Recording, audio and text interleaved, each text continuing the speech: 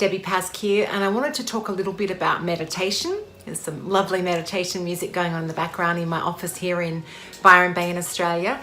So meditation, whether you're a beginner, an intermediate or an advanced meditator, there's all different ways into meditation, and I wanted to discuss where you might start as probably a beginner, but what the different levels are and the overview and holistic view of meditation, because I think that a lot of people aspire to meditation. Some people do regular meditation, and then there's the 90% of the others that don't feel like they have time for it, find it hard to get into it, becomes kind of a difficult thing to start. And when you do first start meditation, it is hard, like it is. There's a level of difficulty to tame the mind and get into more of a contemplative space. Well, actually, let's start with the two main types of meditation. Like there's lots of variations, and you've probably heard them all: transcendental meditation, Zen meditation, breath meditation, guided visualizations, Kali meditation. There's so many different types.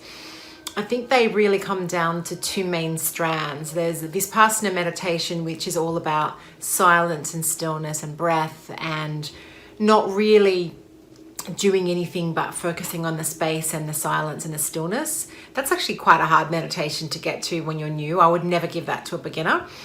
The second type of meditation is samatha, which is more a guided visualization or a reflected journey, or there's an active component of you traveling somewhere, going somewhere, or doing something. So I want to talk about beginners. So if I was a beginner meditator, or at least rusty and needed to get back into it after having a time out of it, I've written down here, I would start with some very simple meditations, no more than 10 minutes. To be honest, I think if you're a beginner, it's hard to hold focus for more than 8 or 9 minutes.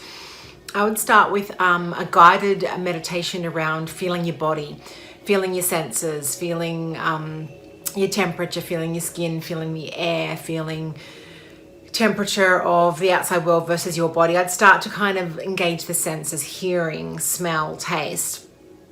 And then I might put some, if I was a beginner, I might also do a meditation which talks about light or ocean or sky or clouds, or something sort of quite simple that it's easy to conjure up in your mind.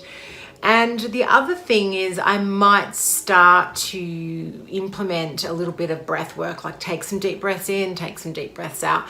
But I would never give a meditator at the beginning of their journey just do breathing for 10 minutes. I think that would be really quite torturous, especially if you've got a busy mind. I've got some meditations that are basic like that. And when I say basic, they're not, unenjoyable. They're just kind of simple concepts, start to train your mind. Then the intermediate style of meditation would be, a more complex guided journey. Like I do that a lot with my delivery of meditations. I like to guide someone through a landscape, a natural landscape. That's how I've been taught. I think it's effective. So a more intermediate or beyond beginner would be, let's start to visualize yourself through a cave or a forest or ocean or water or whatever natural feature. I think that's a beautiful way to do it, but it can also just be space or time or a house or anything like that. I also think that when you're beyond that beginner, you can start to travel inside the body. Like you can start to feel your blood or your heart, or you can even visit an organ and feel into it and sense emotion and feeling. So it's almost like can go inward to the body. You could start to do some mantra kind of work, like transcendental meditation is popular. I've never really specialized in that meditation, but holding the mantra, having a theme or a mantra would be really great. That's more of an intermediate meditation. And maybe starting to get more into breath and space and stillness. So maybe implementing into your meditation routine some where you're just still and breathing, and maybe just listening to the ocean if you're sitting on a beach, or the birds if you're sitting outside. Then you get into what I call advanced meditation, and that is powerful. I would say that once you're in advanced, you almost just guide yourself. Yes, it's beautiful to have delivered meditations for you, and I record a lot of 20-minute or 15 or 25-minute meditations where there's a long guided complex journey with lots of symbolism. And by the way, I'm not saying that a beginner couldn't do a symbolic journey, it's just harder for them.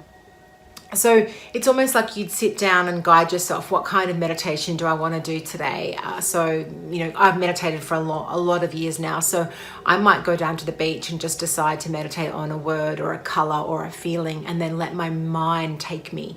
My meditation will just let me go to the next level. I might start with a word like I want to feel positive today, and then I'd go, how does that feel in the heart, and what words would be linked to positivity, and where can I see positivity in the ocean around me, or what color is positivity, what shape is it. And I could take myself on a great journey with just that concept, or I might just want to sit there and listen to my heartbeat and just hear the rhythm and the internal breath. Or I might decide to listen to or guide myself, either, but listen to a strong, complex, rich journey where I'm through mountains and waters and jungles and canyons and temples.